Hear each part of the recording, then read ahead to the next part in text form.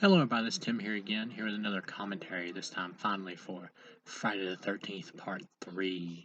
Now, if you guys want to link up, I got the timestamp set to 0, I mean not sent, but we're going to count down from 3, 2, 1, pressing play now.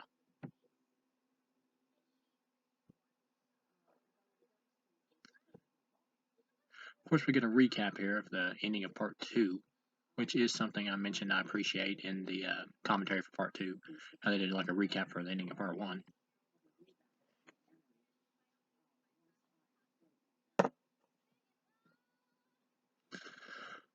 Paramount Pictures. Let's get this going.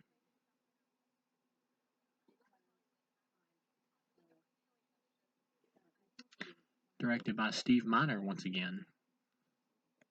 Yeah, that's another thing I mentioned during the Part 2 commentary. Steve Miner, he directed both 2 and 3, but for some reason he just doesn't like talking about these movies much.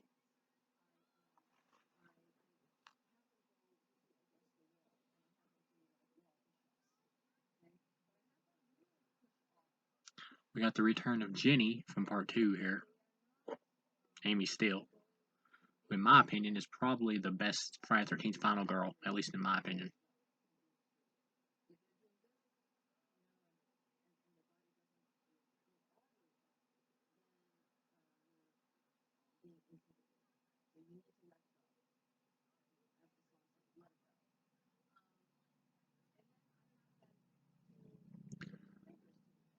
Part of me really misses like the 80s like VHS era and stuff like that, like old school slasher films and stuff that came out like Slumber Party Massacre and Sleepaway Camp and stuff. You just don't get movies like that anymore, unless they're like direct to video.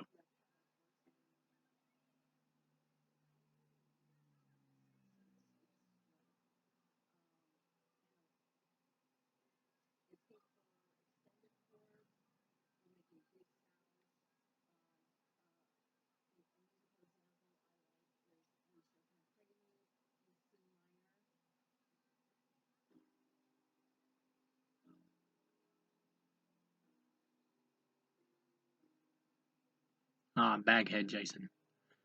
Sadly, this will be the last time we see old Baghead until the remake.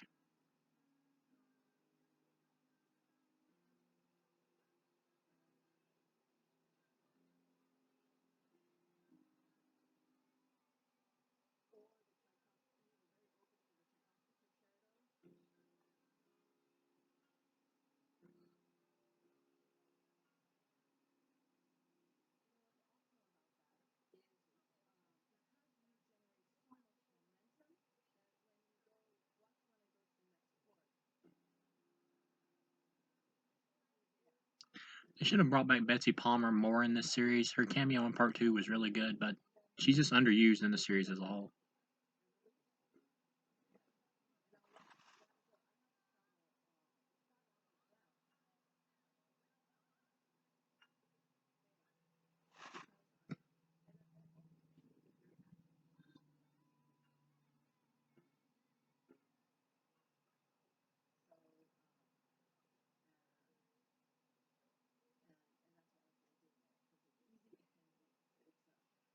But yeah, I always love this ending to Part 2 where you get a little insight into Jason's mind and stuff, how he thinks it's his mother. Pretty cool stuff.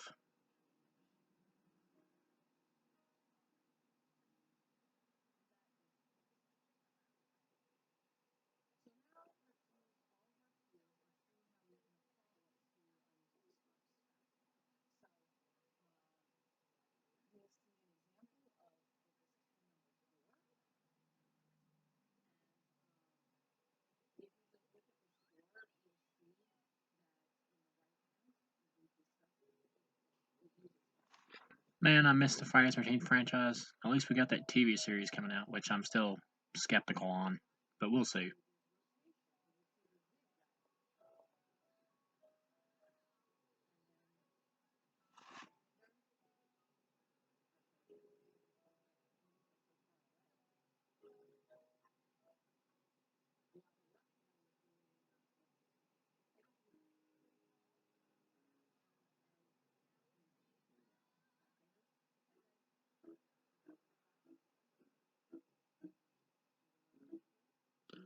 Oh, she got him. Jason's definitely dead now.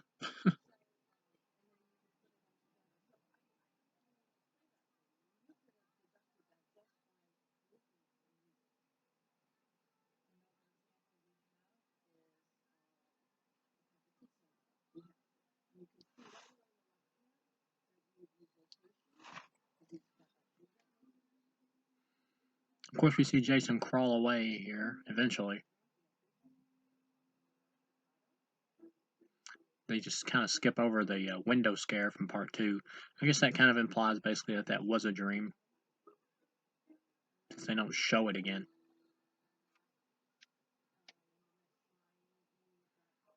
So Paul is safe. There you go. There's your answer.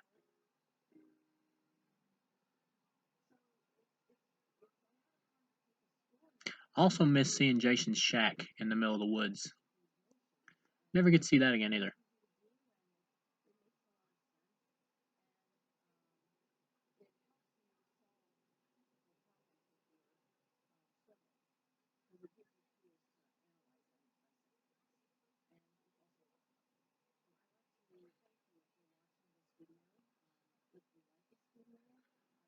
Close up on the mom's head. Love these disco credits.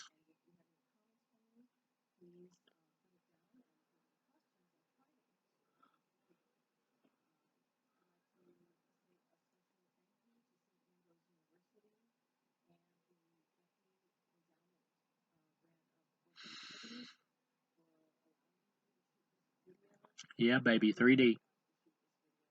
Of course, for anybody that doesn't know, this was released in 3D back in the 1980s. I'm watching the 2D version, but I do own the 3D version in the Scream Factory box set.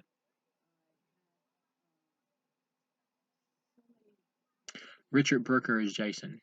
He does a great job here as like this hillbilly, almost perverted, creepy type Jason. This Jason has much more of like a Hills Have Eyes thing going on than the dude from part 2. That version did.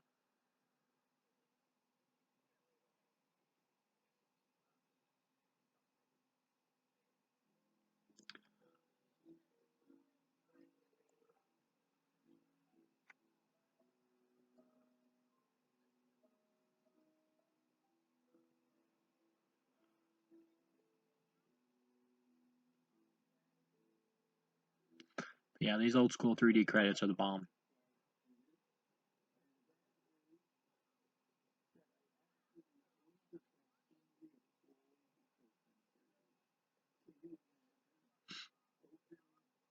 Directed by Steve Miner. Steve Miner's best film, in my opinion, is probably House. Sure ain't that Day of the Dead remake he did. That was awful.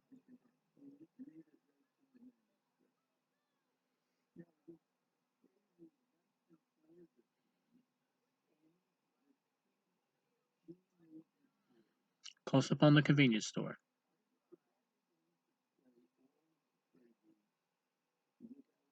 And yeah, this one's basically famous in the fandom for having a lot of objects fly towards the screen for the sake of 3D. You definitely notice it. But if you know about like how 80s 3D and stuff worked, you can be fine with it.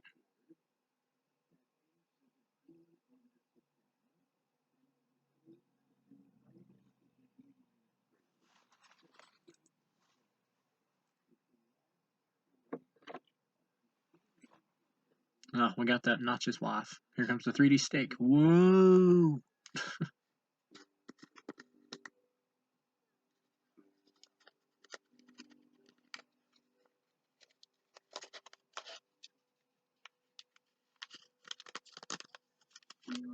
I'm opening up some notes here, so if you hear background noise, that's what it is.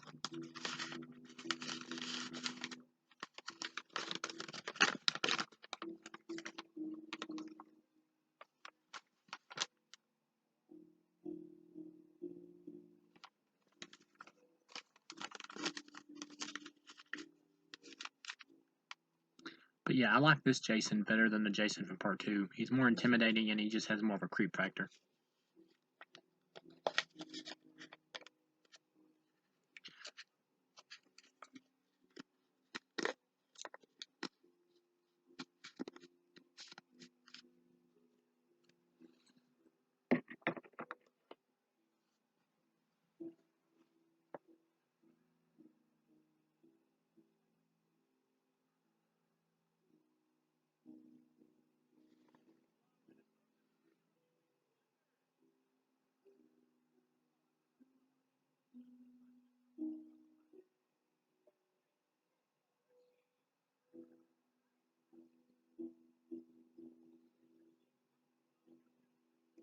Jason's pretty much on the run from the law at the beginning of this movie here, heading to another part of the lake area.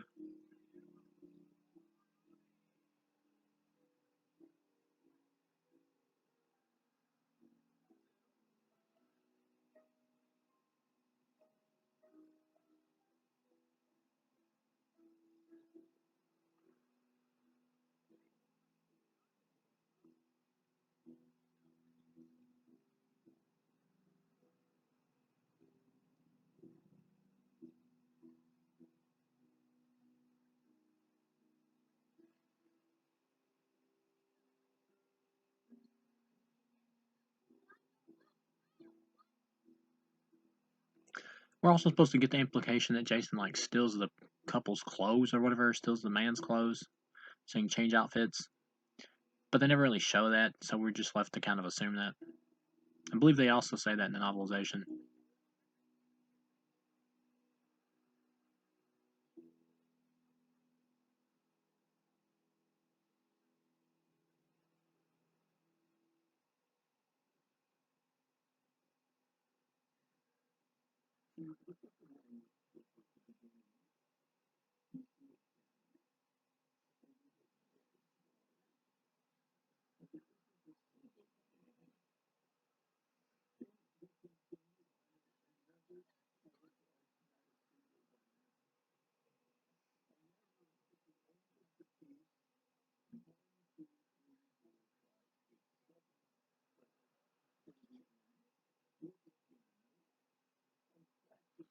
Of course, this dude who works in the convenience store is eating on all of his food, which is gross because they're going to have to sell it.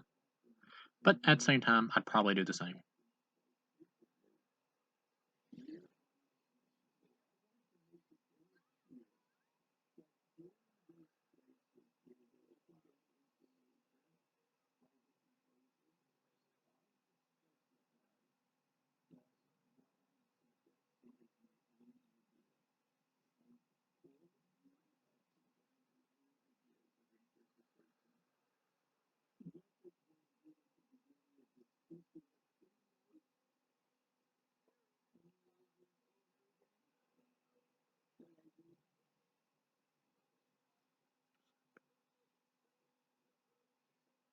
Oh, nagging wife is back. That pineapple in the background with them bananas looks tasty.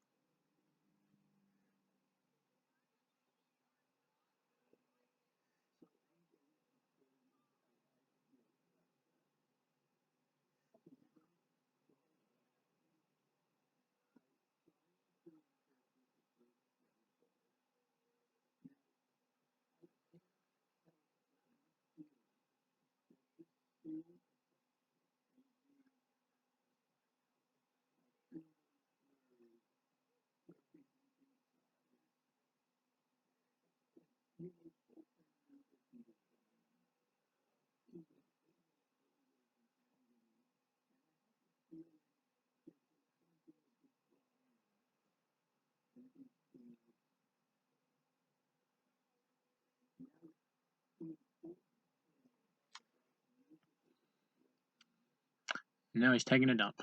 Well, at least they didn't have the crap in 3D and it had just flying towards the screen.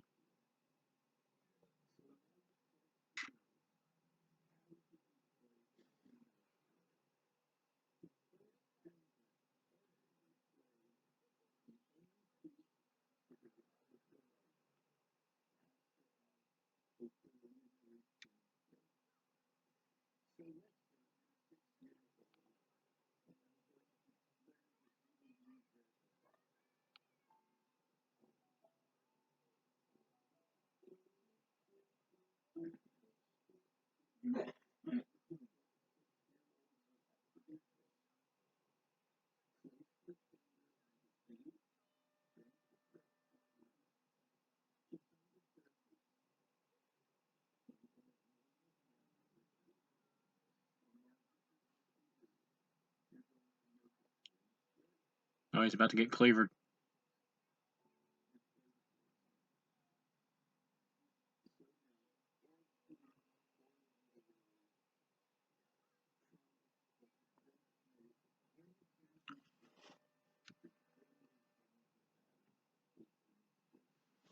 Here comes the cleaver.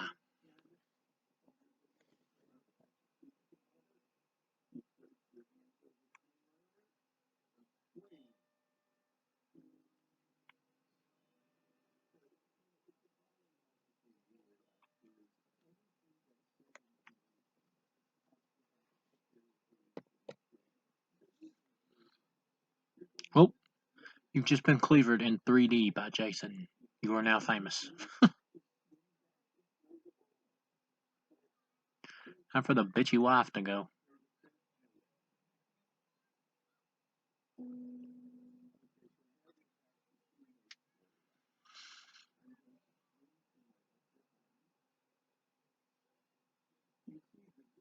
I believe we get a shot of a 3D rat here coming up.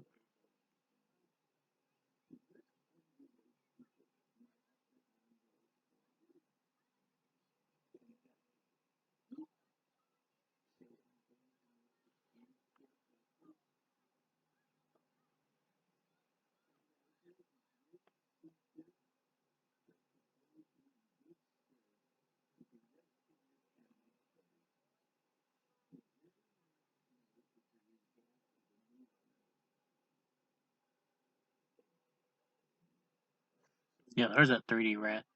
Or mouse. And she's dead. Knitting needle to the back of the head. 3D ball bat shot. That's one thing about this movie, though, is a lot of 3D shots, even though they're understandable for the time, they do get kind of annoying.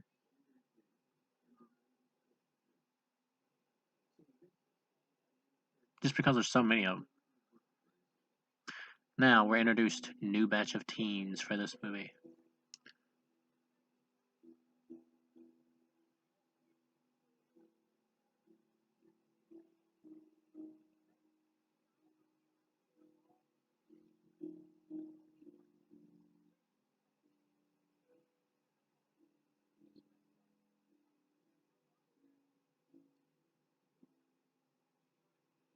There comes Shelley, the best practical Joker of the series, because he's the only one that gets character development.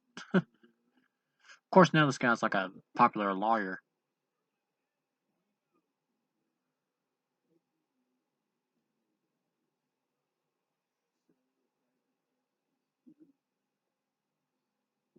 He's got a juice row, too.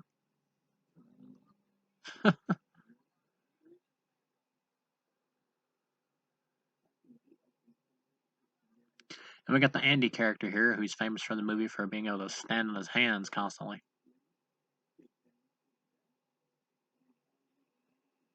We got the main star here, Chris. We got Andy's girlfriend, who went on to be, I believe, like a newscaster. I think her name's Debbie Savage. Could be wrong.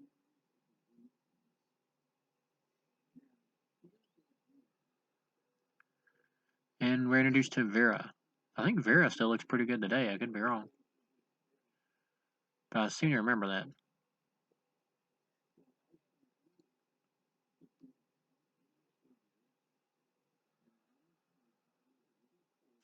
Then we got Cheech and Chong here. These two look like they're like in their late 40s and they're hanging out with a group of teenagers. Or early 40s. Well, the chick looks about 30 something. Dude looks about 40 with that beard. So it's a very like mishmash here going on.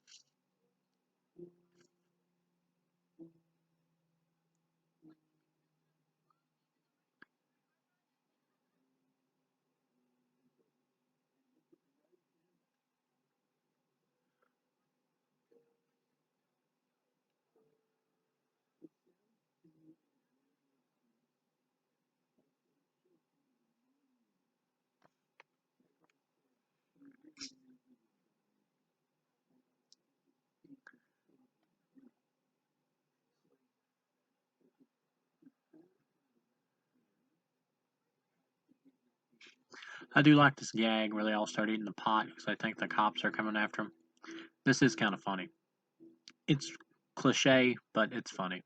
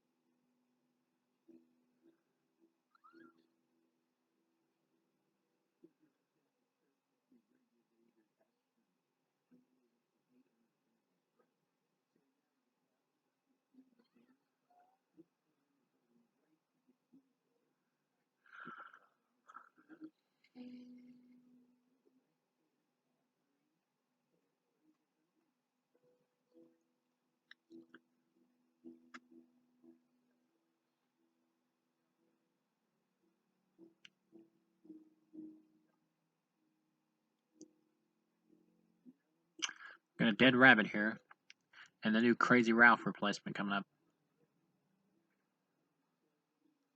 I think this character's name is supposed to be something like Abel or something. You can tell they wish they didn't kill off Crazy Ralph, because this obviously would have been him.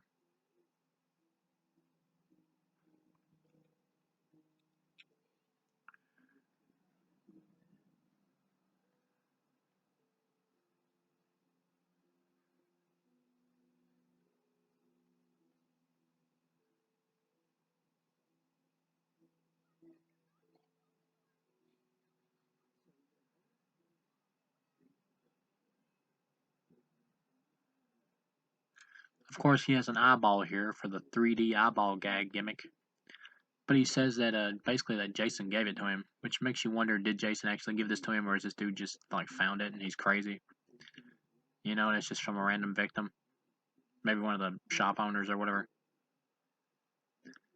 But of course, the writers weren't thinking that deep about Jason's character, about whether or not he actually did give it to him. They just wanted to set up a 3D gag here, so it's whatever you want it to be.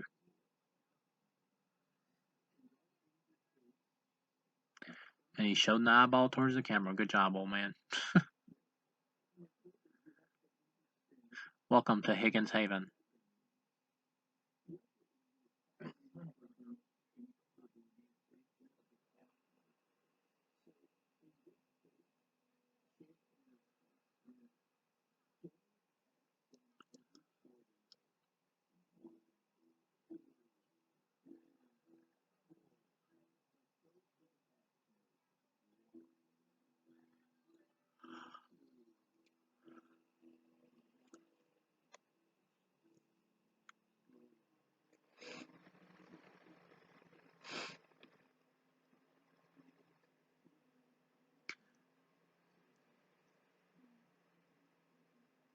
Maybe we got a jump scare coming in from the Shelley character. Oh wait, that's not happening yet. It will, it will.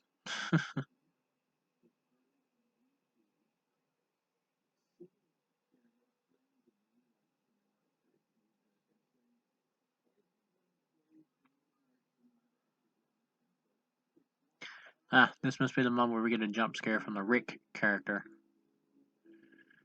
Rick is another one who's kind of like her on again, off again boyfriend or whatever in this movie. He also looks like he's like in his 30s.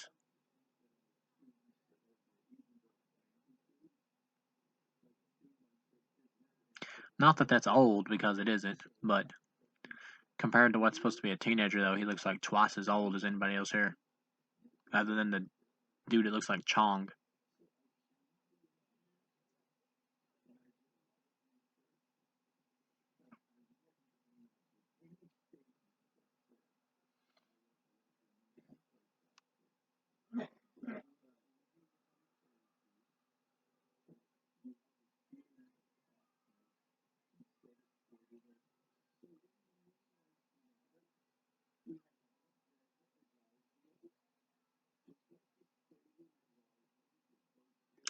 I guess they haven't been keeping in touch either, from the sound of their conversation.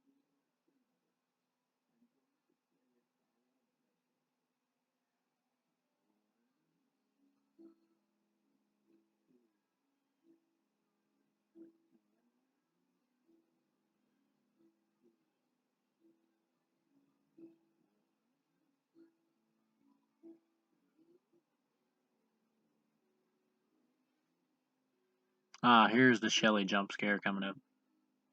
The first of many. Well, actually, technically, the one where he pretended to stab Andy in the back a while ago was the first of many.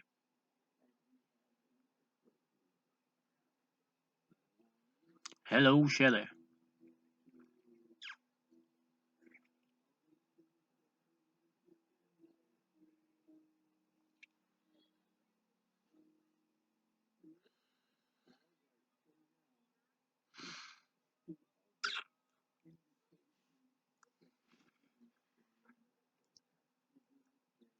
Jason hides out in the barn like Quasimodo through most of this one.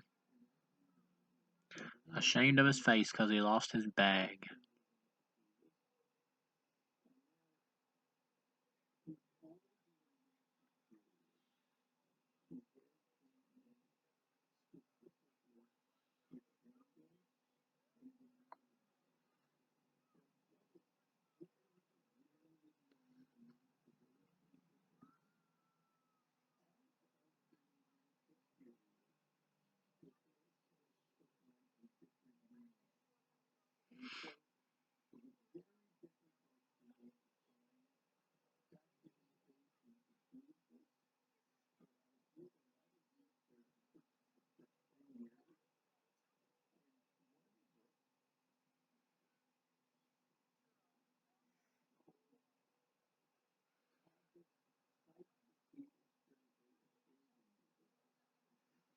Yeah, Rick doing the traditional hay lifts here.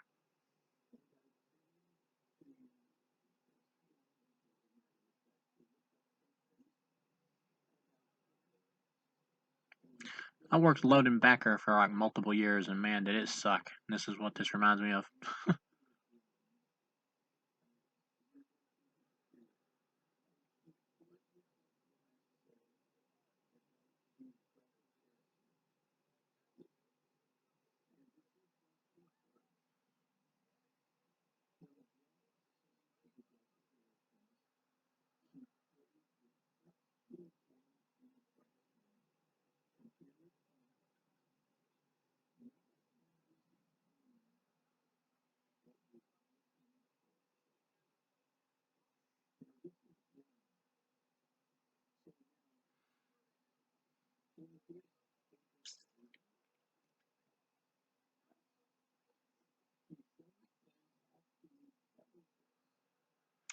We got another false Shelly scare here.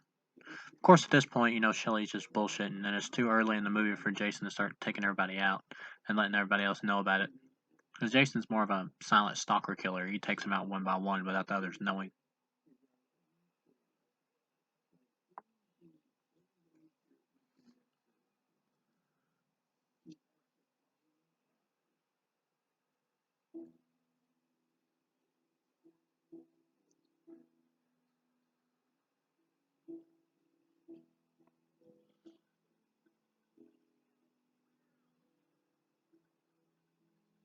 Come on, Shelly, where you hiding?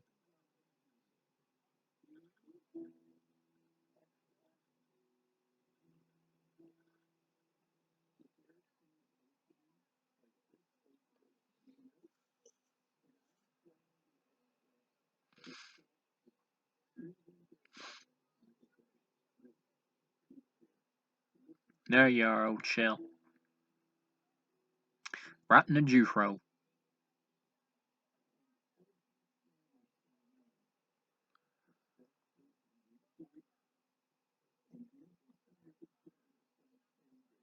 He's alive.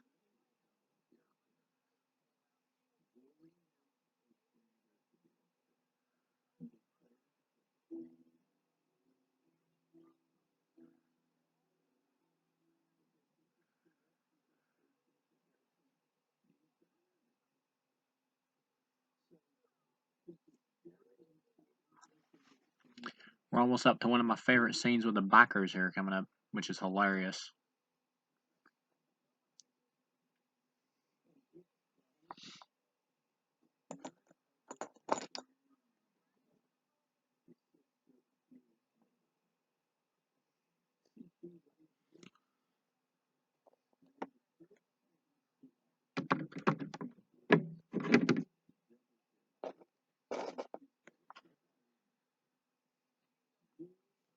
Run, Shelley, get in that car.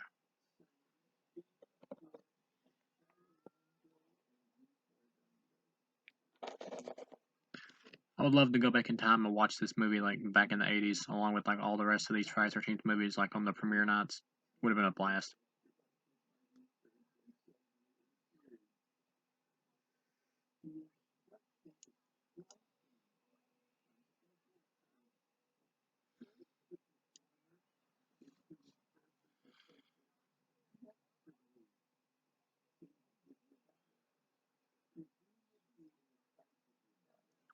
Of course, we get the backstory here about Chris talking about, something that happened or whatever, and eventually we get the whole thing explained through flashbacks where she was attacked by Jason.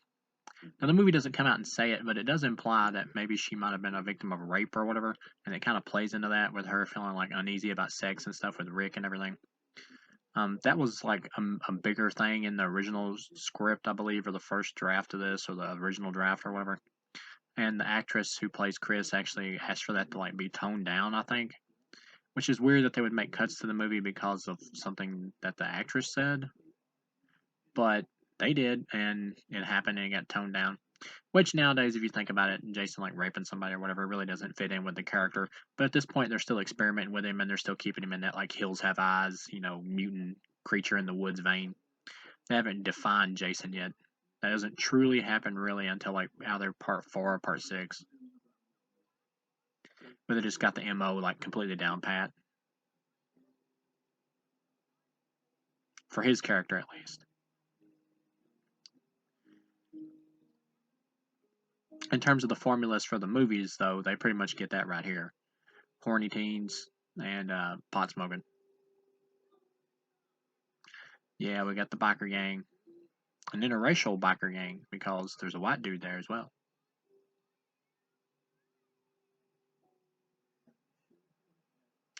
Very progressive biker gang.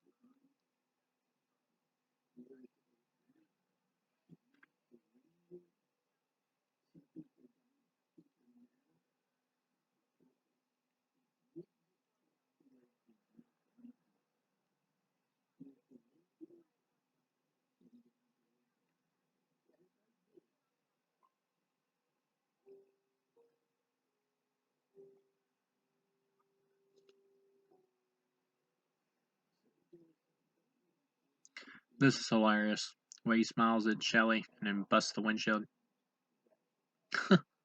So random.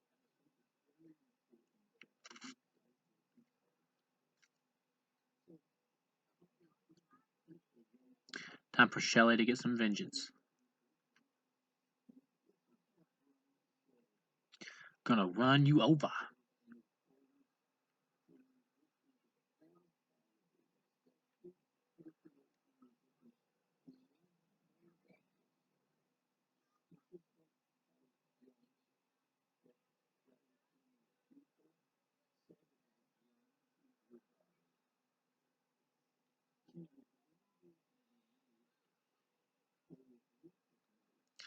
Comes the 3D yo-yo. There it is.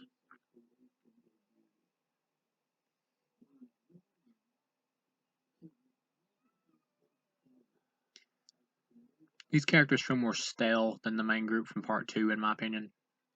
I'll go ahead and say it, like, I don't think this film is as good as part 1 or 2. In my opinion, this is just like a 2-star out of 4 okay movie. Okay time waster.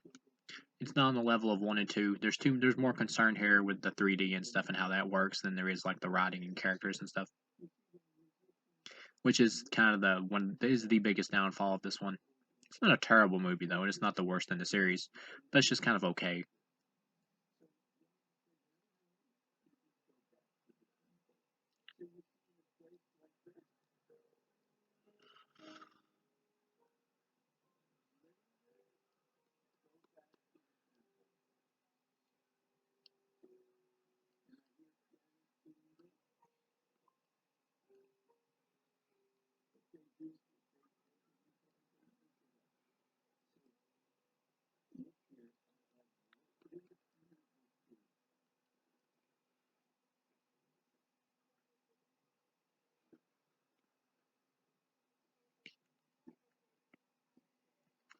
Rick and Chris are about to take off.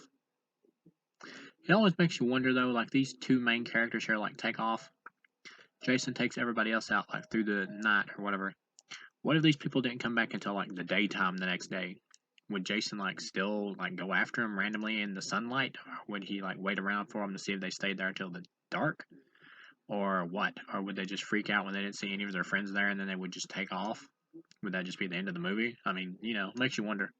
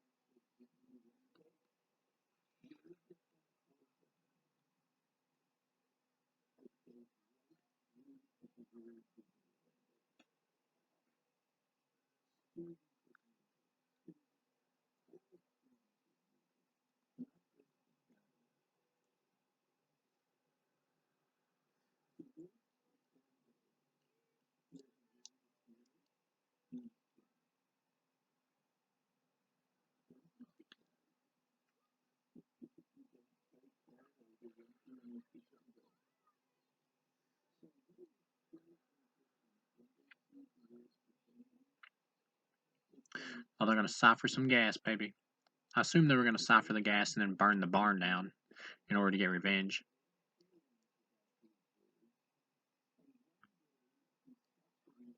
Of course, we got the one biker who's constantly smoking. Ah, he whipped out another cigarette.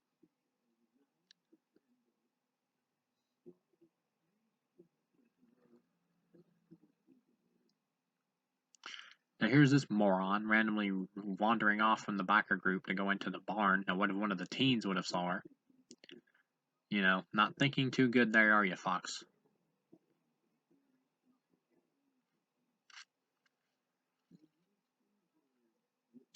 Movie's starting to lag a little bit at this point because we haven't had a death in a while. But we're about to get some.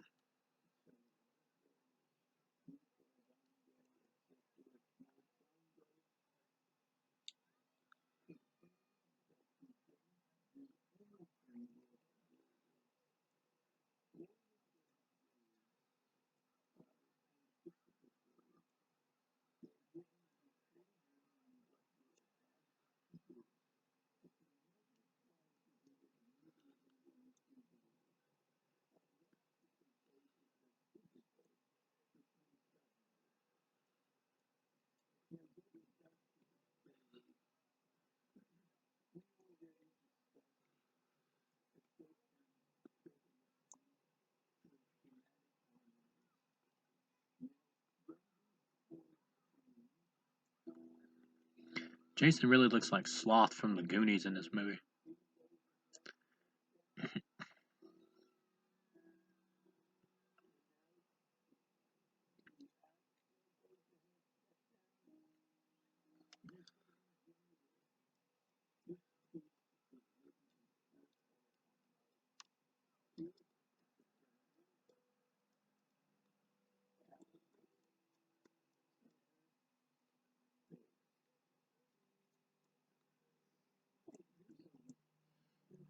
Almost fell into the hay fork, didn't you there, Fox? Don't worry, you're gonna get hay forked anyway. Right to the ceiling.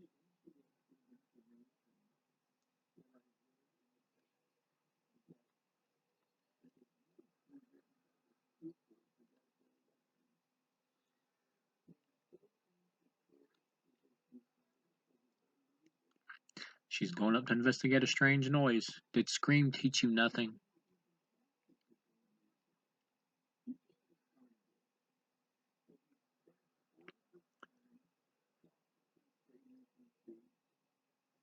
I guess it wouldn't be like an interracial. It would be like multiracial, I guess, is the word. Don't interracial like mean couples. It'd be a multiracial biker gang. Either way, it's multicolored, this biker gang.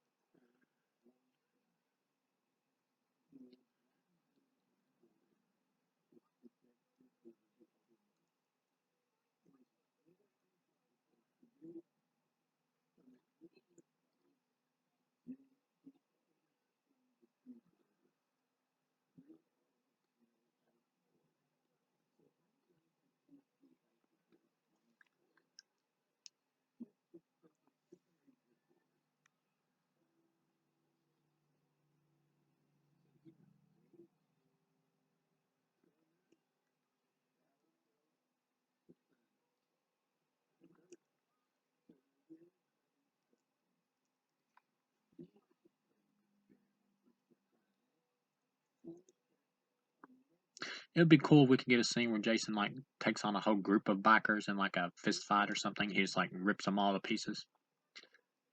That would have been cool for this movie.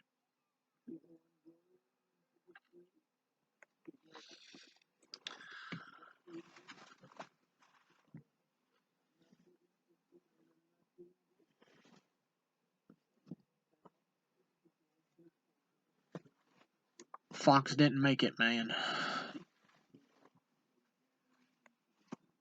She got forked. No, you've been forked.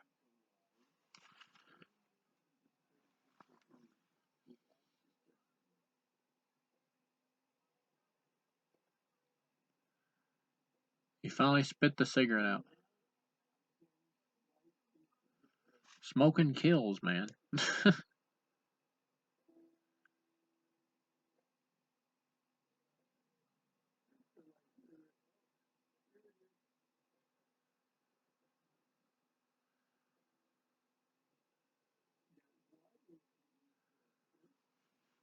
In case you can't tell, this is going to be a more laid back commentary than the first two, because this one is just, well, it's not as good as the first two, but it still has its moments.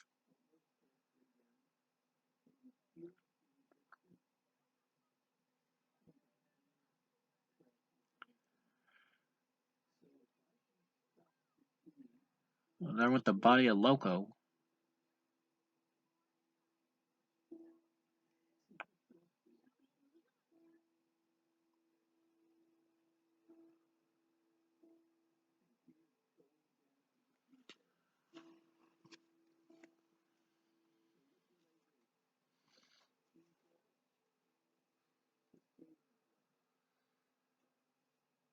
no, surprise attack, there's Jason. He swings and he misses. Now, of course, this character has a resurrection, which is retarded because it doesn't really make any sense because it looks like Jason's hacking him in the head.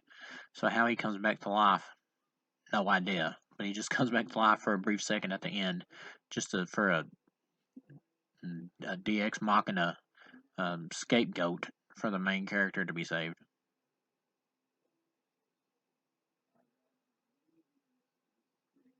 Or if you want to call it plot device.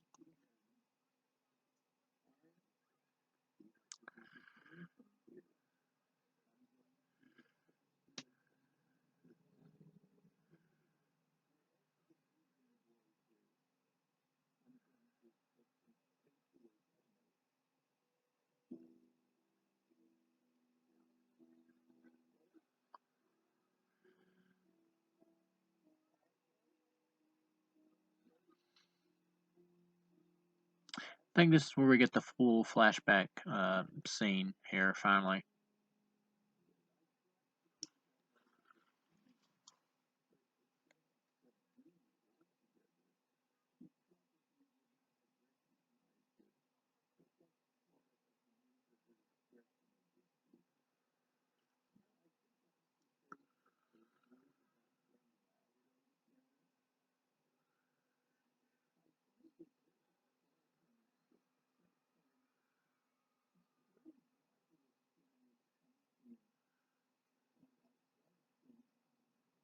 Well, Tommy Chong has fallen asleep. Oh, the Shelly and Andy juggle off. They're actually both pretty good at this. That's some impressive juggling.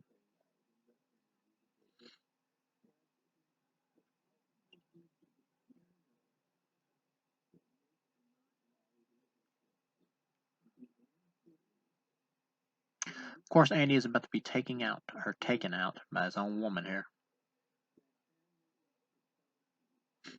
You win. Shelly is victorious. And he still doesn't get any.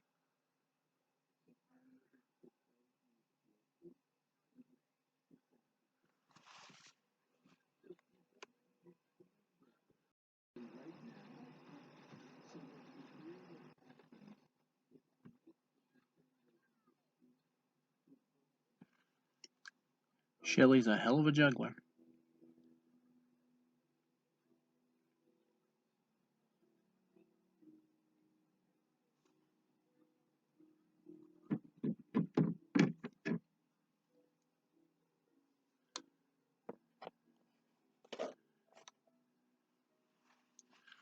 Oh, shot down by Vera. Sorry about your luck, Shell. Don't worry, you'll be a lawyer someday.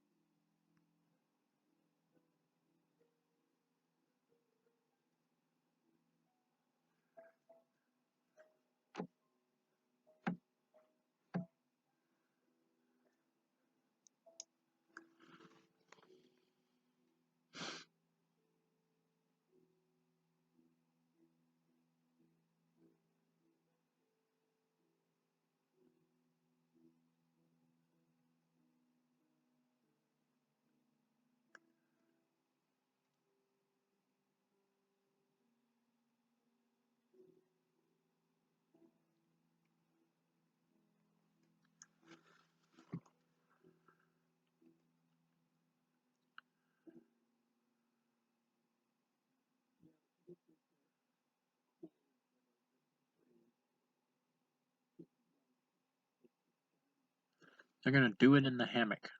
That seems very difficult. Not a lot of leverage going on there.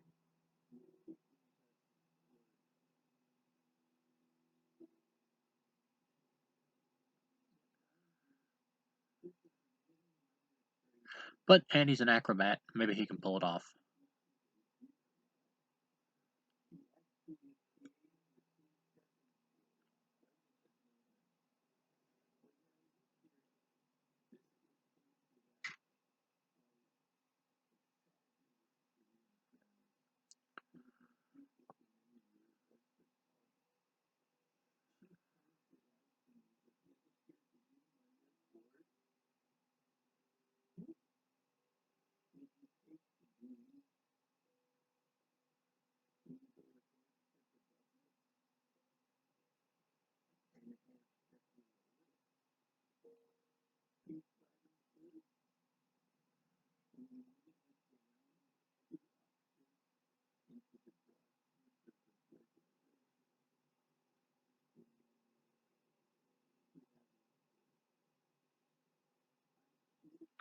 Of course, in the flashback, Jason is wearing the same clothes as he is now, which is a funny continuity error.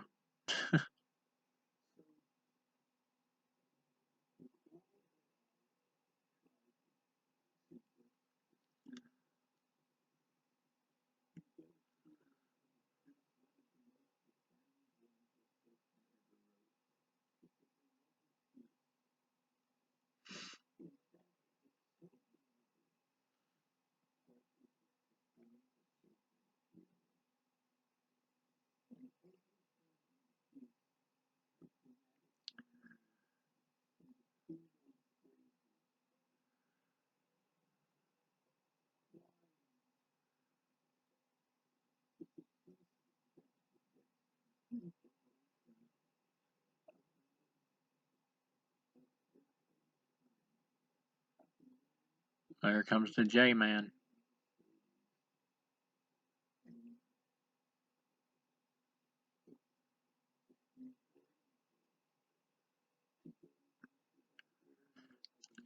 I personally don't think Jason like raped this character. I think it's more obvious to me, at least, that he probably attacked her with plans to kill her because he ran into her in the woods, and then like her father or something showed up and Jason ran off or whatever. Because at this point he'd still be pretty young, so maybe he didn't want to tangle with two people.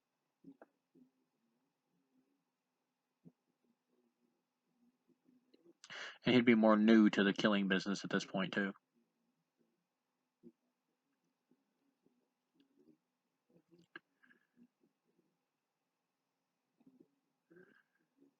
And the dad would have just packed her back home and put her in her bed.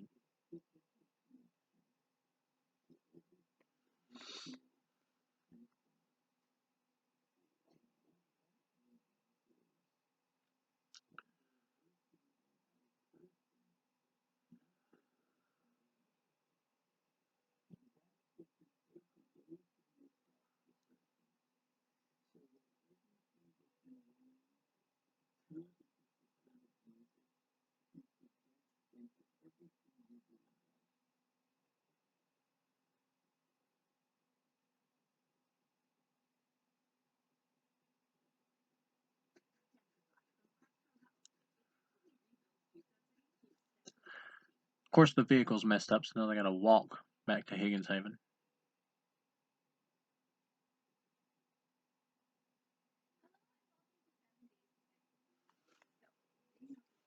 I believe originally there was a scene here that I think was filmed that had the character Abel run back into him again and give him another jump scare. But they cut it out of the movie. Probably just for pacing, I guess.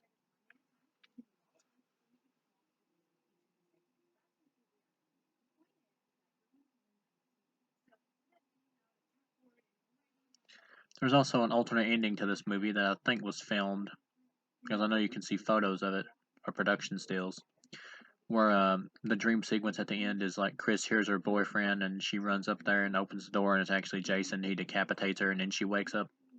That probably would have worked better, I think, than the Mrs. Voorhees ending we get here. That's supposed to be a callback to part one, but it doesn't really make sense because Chris has no idea who Mrs. Voorhees is.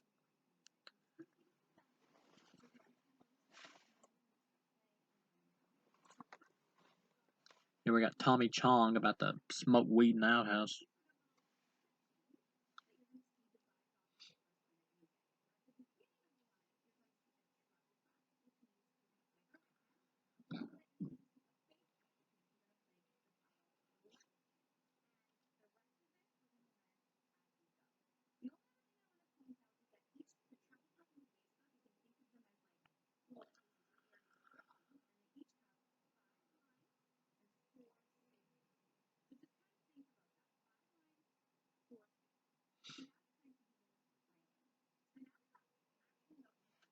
Of course, that joke there with him smoking the pot and saying heavy shit always makes me laugh.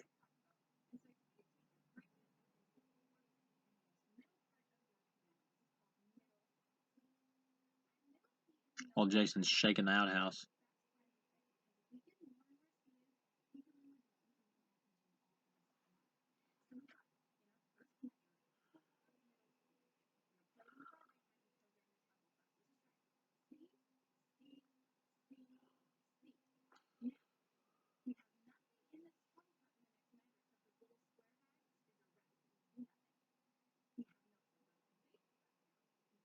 You're going down, Tommy Chong. You're not surviving this movie.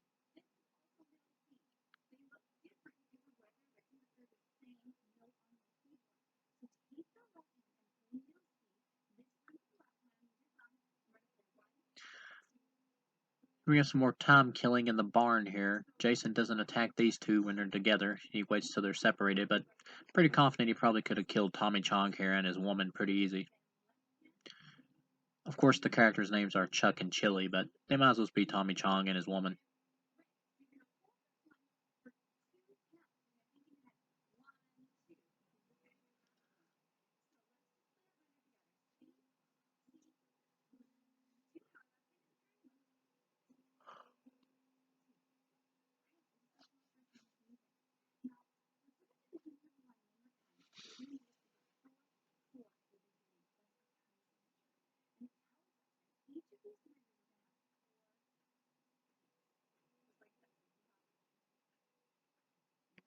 Jason's not falling for your jump scare, Chili.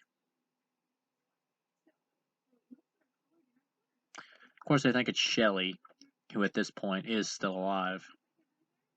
Pretty soon, Big Daddy Jason's going to get the Hockey Mask, which is probably one of the most iconic moments of one of the most iconic moments of the series, not even probably.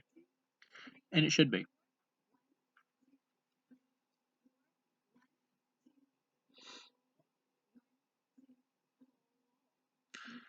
The return of Shelly doing another jump scare, this time in a wetsuit.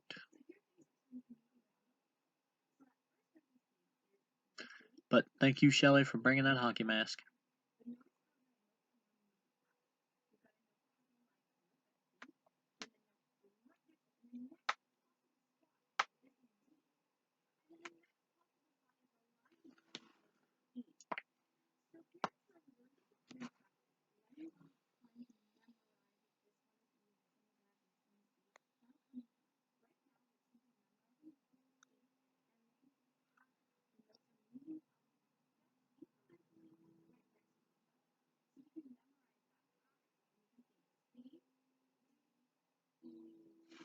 I like the character development we get with Shelly here, though. The other practical jokers in the first two were kind of just practical jokers looking for attention. Here, though, we get a little deeper with Shelly, how he is, that he is looking for attention, but of course he also wants his girl to like him.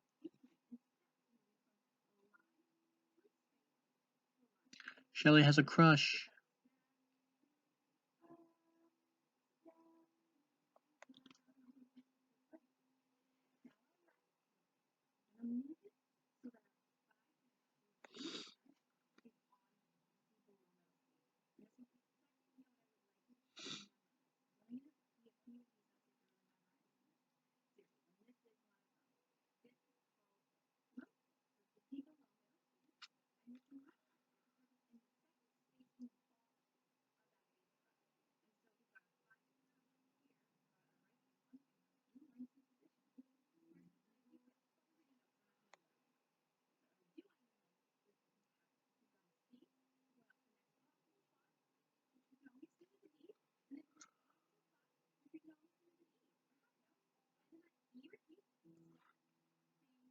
Don't go in the barn, Shelly.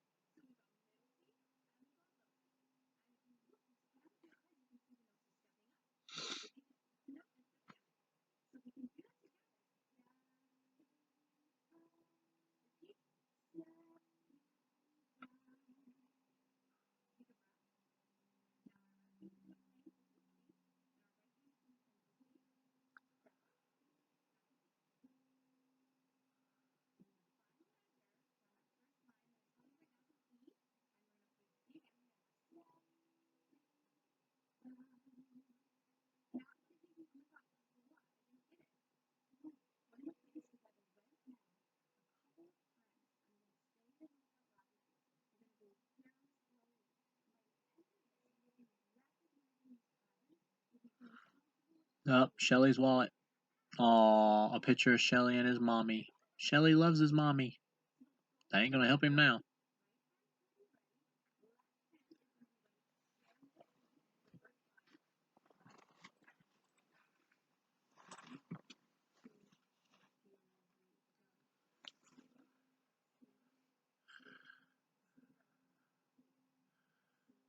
Well, at least she's got the courtesy to go after the wallet.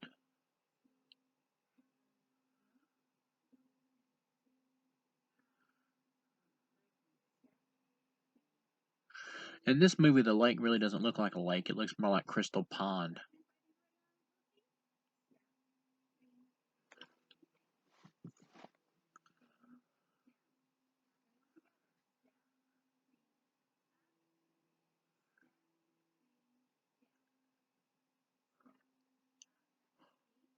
Oh, here comes Jason looking like a hillbilly badass.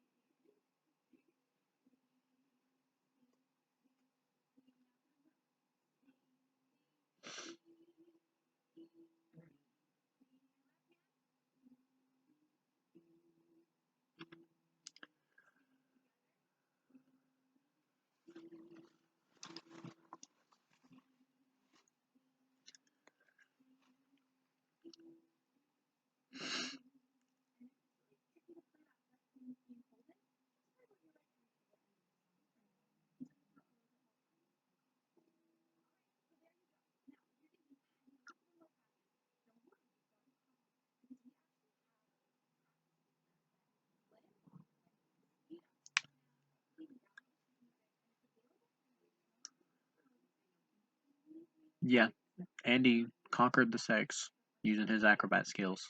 Way to go, Andy.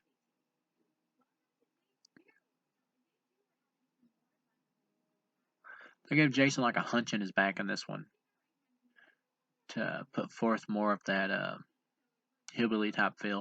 Of course, each director, even Steve Miner here, who directed part two as well, is putting his own different stamps on Jason in 2 and 3. This Jason feels different than the one from part 2. He's stronger. Feels more confident.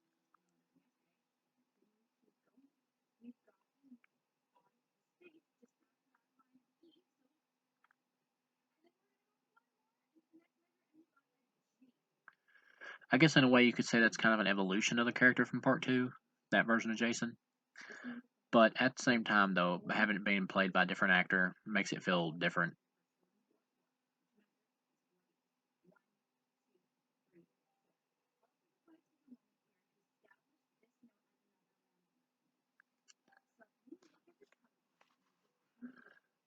You ain't gonna make it, Andy. You're about to get sliced in half.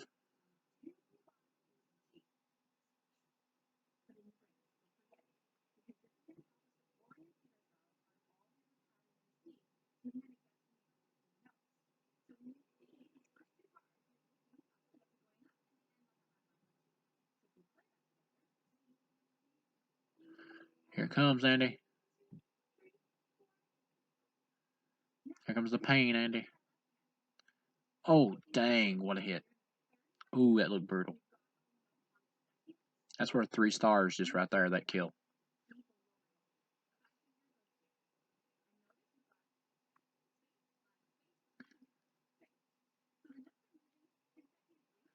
Got a little bit of boob action here going on. Not as much as part 2 and part 1. At least it doesn't feel that way.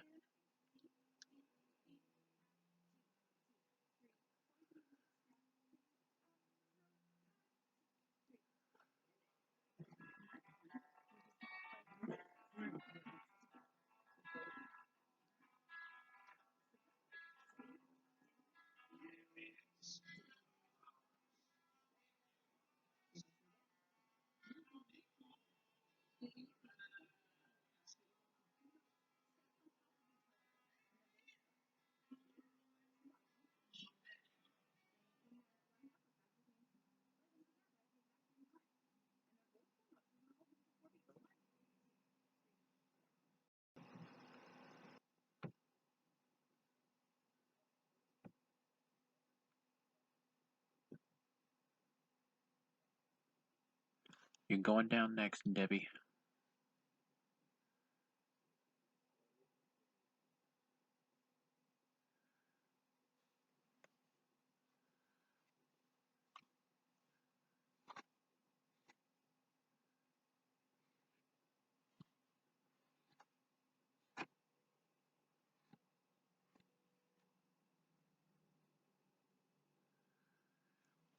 I do like that she starts reading the Fangoria magazine.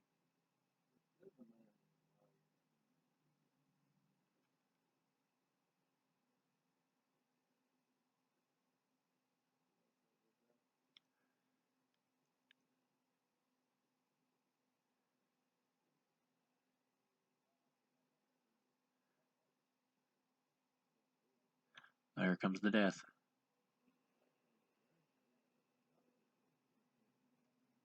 Ooh, Andy, you got it bad, brother. Oh, stab to the back. Through the back, through the chest. Now, Debbie's character was pregnant, so does that count as 2 kills? Or is the fetus, like, so underdeveloped that it doesn't count as a person yet? I'm not sure.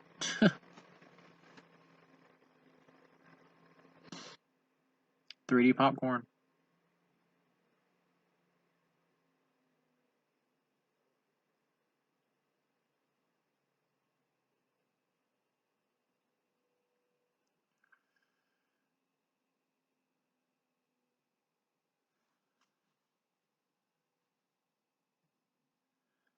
Almost time for Tommy Chong to finally bite it.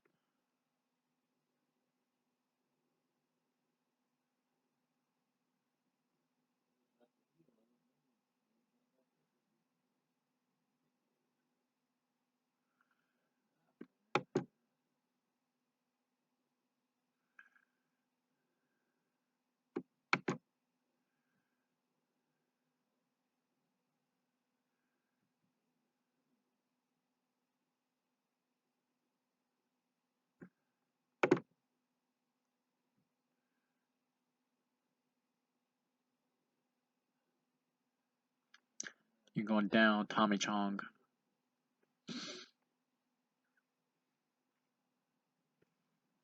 I guess Jason's more of a Cheech fan.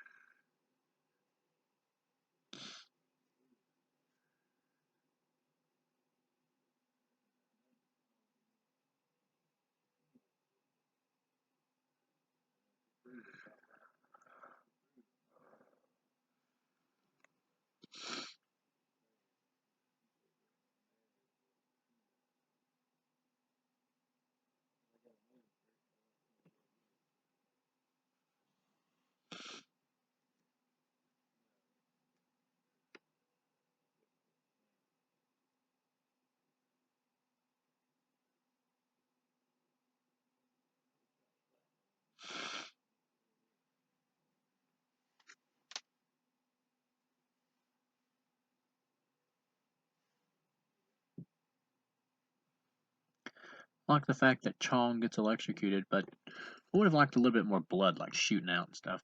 That would have been cool.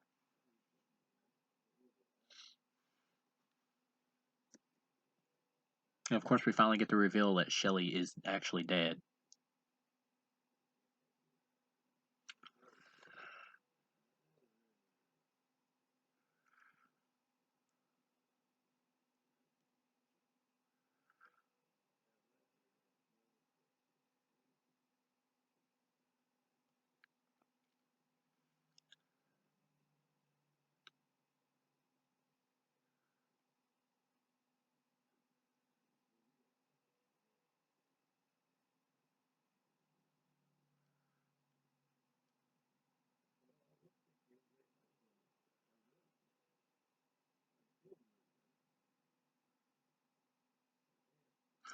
Oh, she just got the red hot poker gag. Her acting was pretty bad in that scene, too.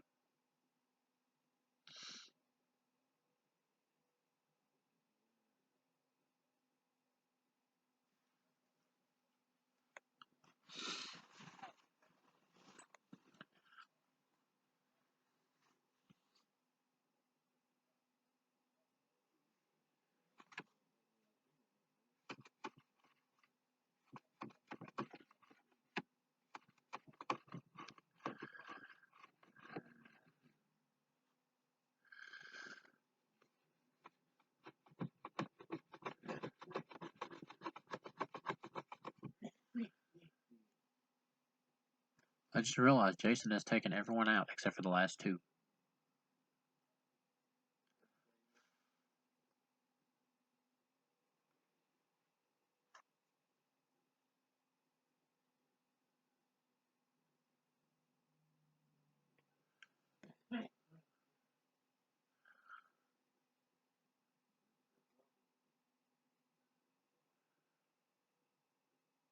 Oh man, Jason let the popcorn get burnt. Talk about a waste.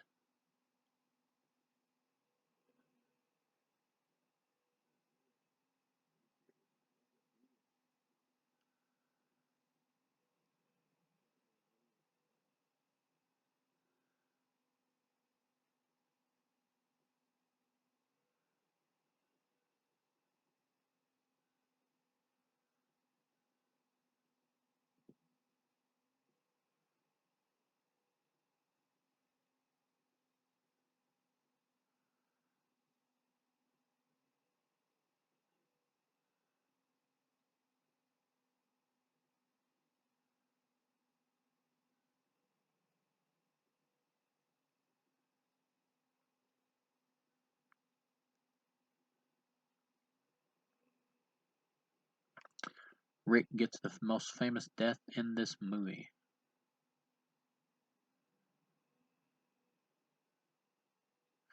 The Patton Jason head squeeze.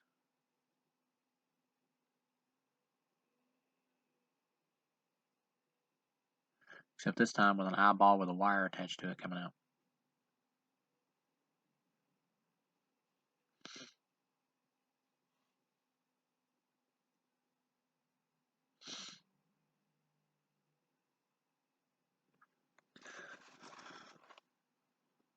Oh, here it comes. I love this Rick death.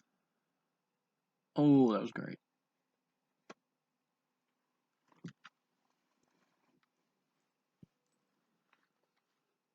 You guys weren't going to work out anyway, Rick.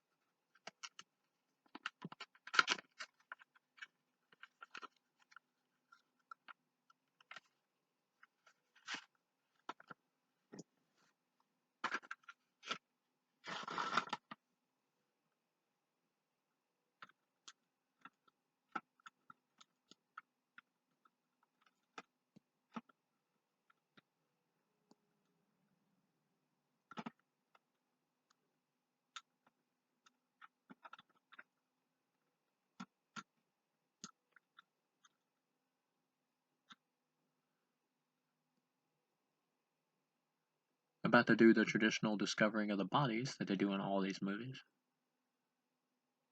Let the fun begin.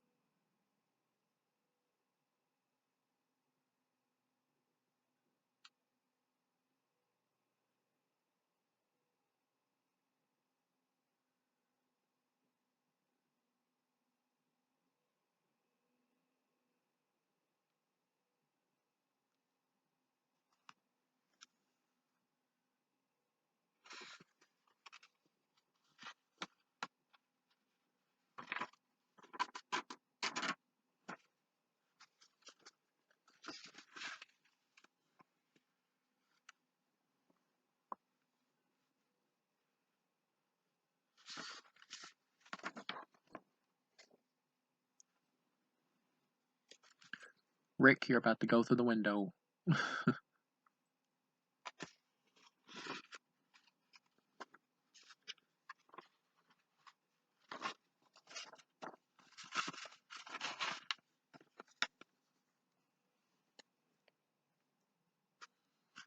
Here's Rick.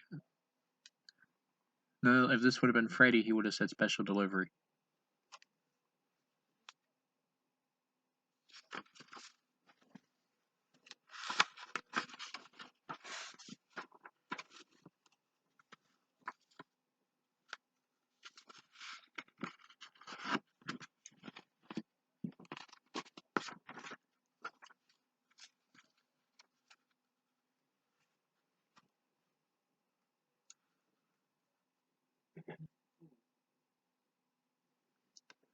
Oh, Jason said my number one weakness, literature. Here comes the books. Ooh, right on top of the head.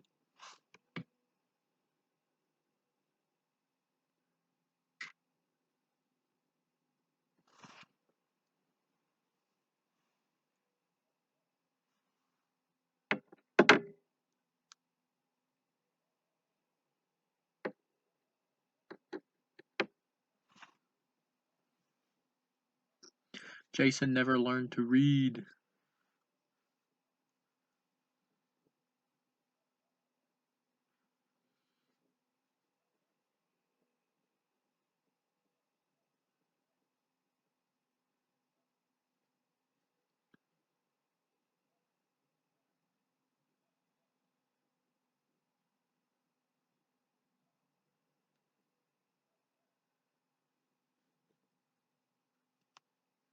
I like how she takes the knife out of Debbie's back and uses it for self-defense. That's pretty cool.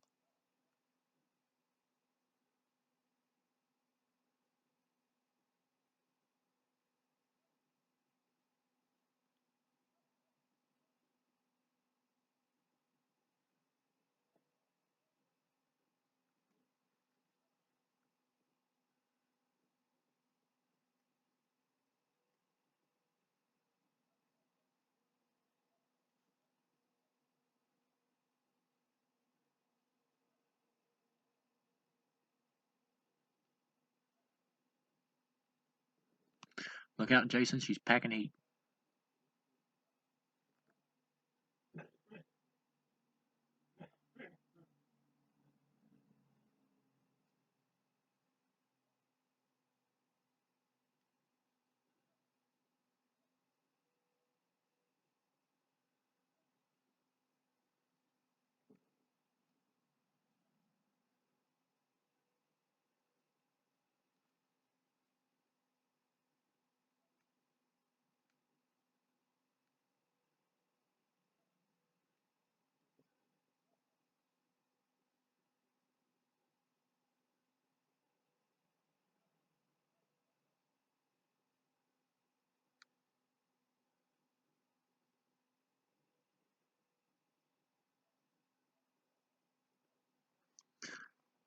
At this point in the series, Jason still somewhat feels pain.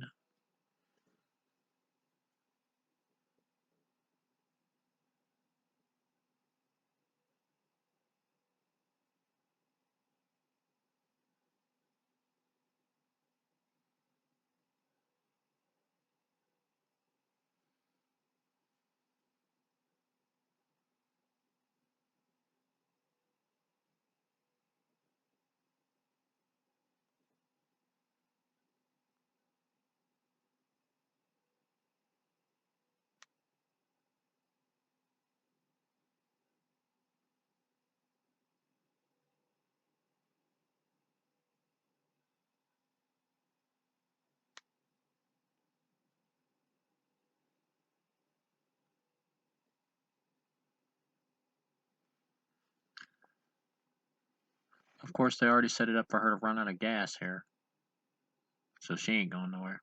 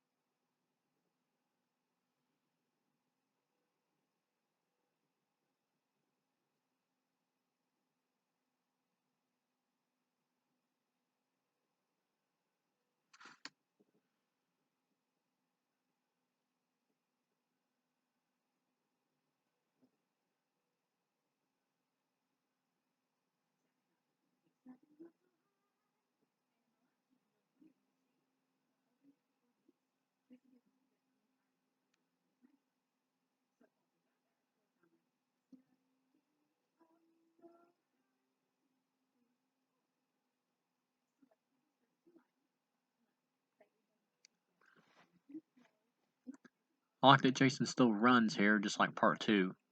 Kind of missed the running Jason at this point. Well, I guess we did get him back in the remake, so that kind of counts.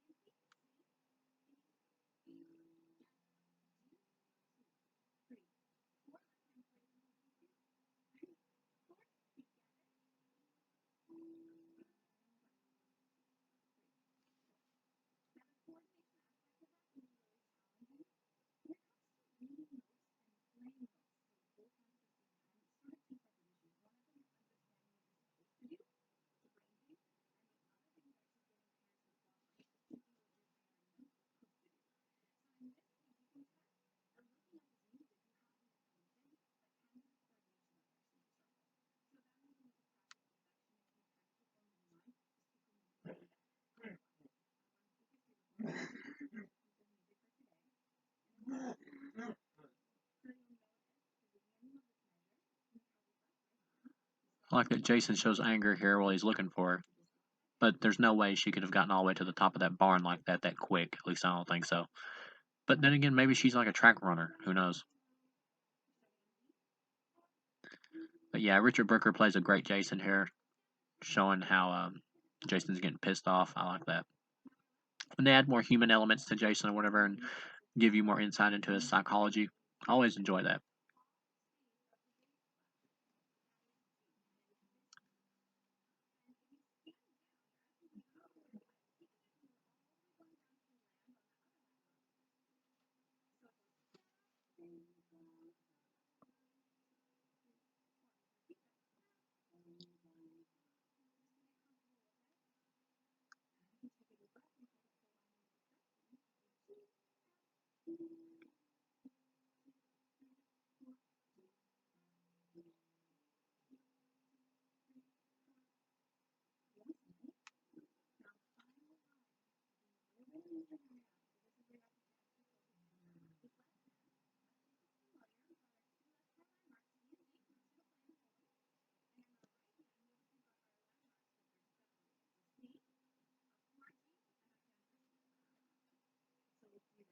Run, Chris.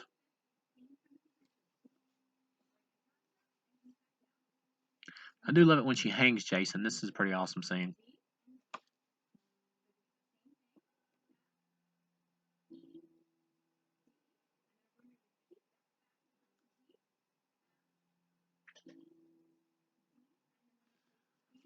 I will say this Jason gets knocked out and knocked around a little bit too easily by multiple surprise attacks.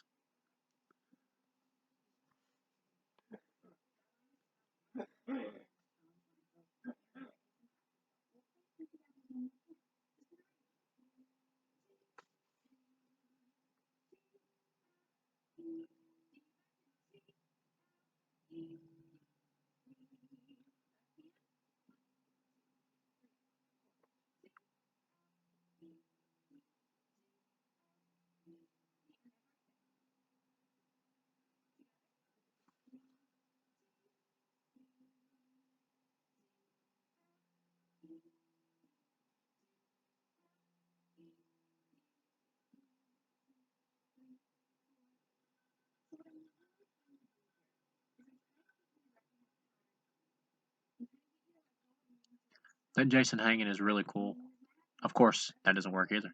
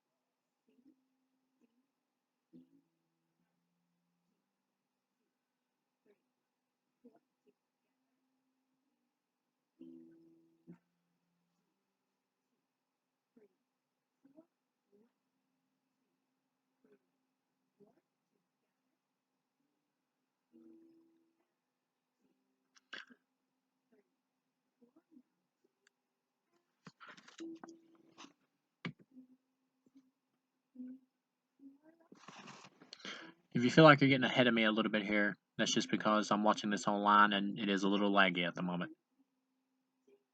But right now, she's just opening the barn doors to discover Jason's still hanging there, and presto, he is still alive, which, no surprise there.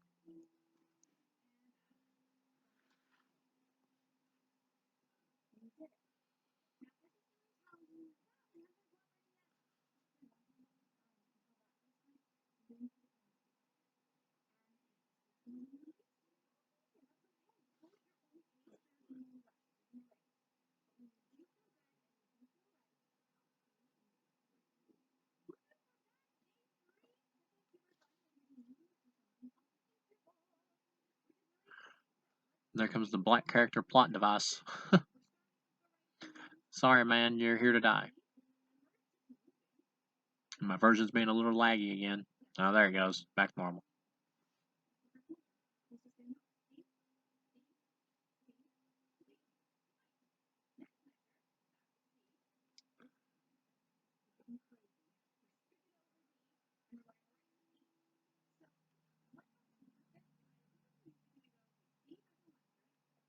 Enjoy the axe to the head, Jason. I bet this was awesome in 3D.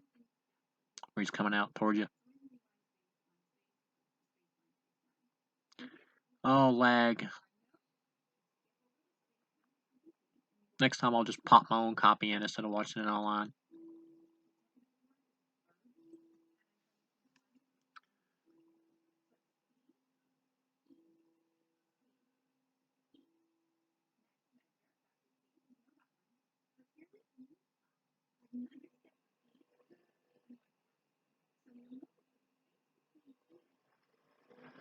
Well, he looked dead. Better go for a swim.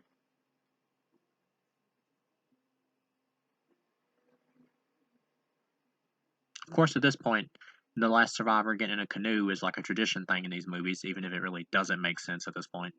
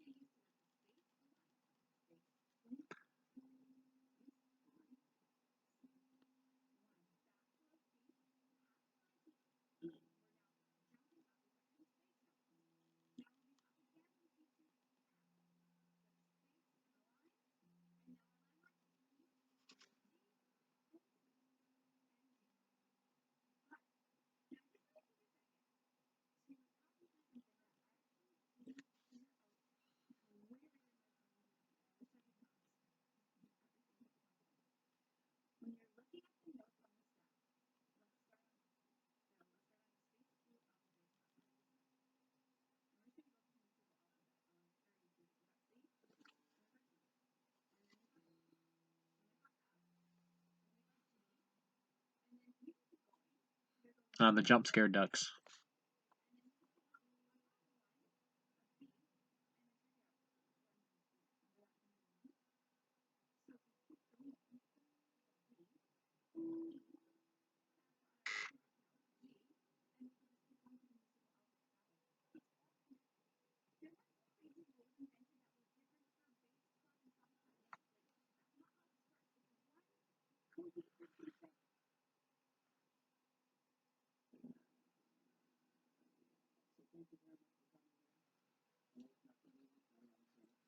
A little more lag going on here, so once again, I'm sorry about this.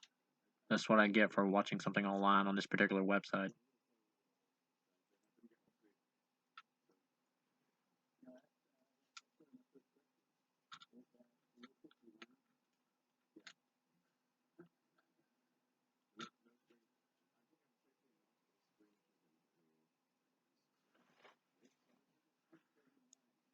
More lag again here. Let me pause this for just a second. See if that'll help it. Just bear with me, folks. This commentary is about over because this movie's about over.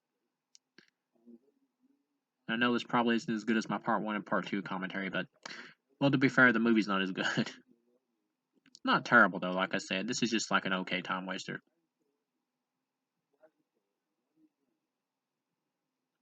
Alright, let's press play now.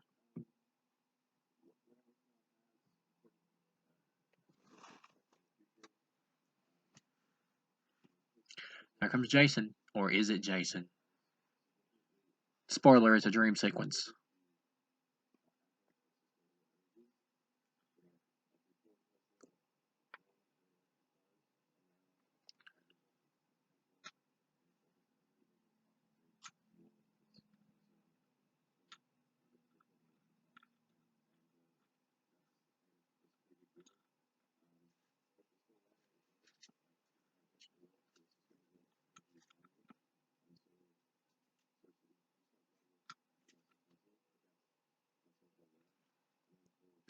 Ah, there came Mrs. Voorhees. Call back to the first movie, but it still doesn't really work in my opinion because it doesn't make that much sense.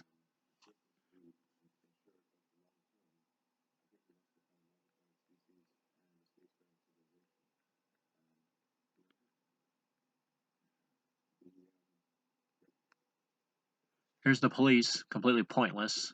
Who called them? Who knows?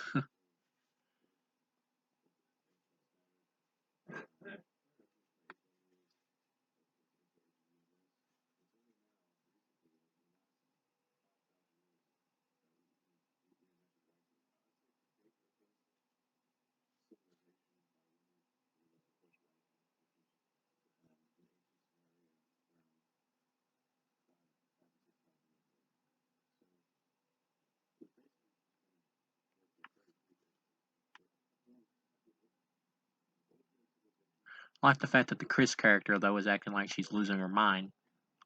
That's kind of a nice touch.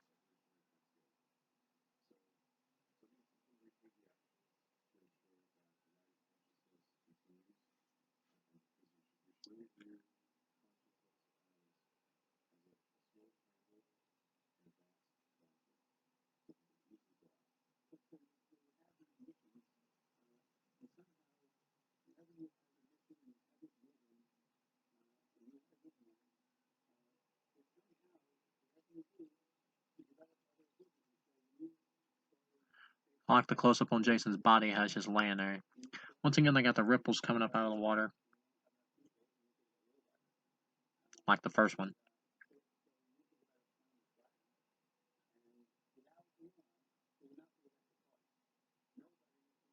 Yeah, that's Friday the 13th Part 3. Yeah, overall, okay time waster. I don't love this one. It's not one of my favorites, but it's okay. So, thank you guys for watching, and I will see you again with the far superior Friday the 13th Part 4, the final chapter. But of course, if you're watching these commentaries or listening to them, then you most likely know that's not the final chapter. So, thank you guys for watching, and I'll see you again.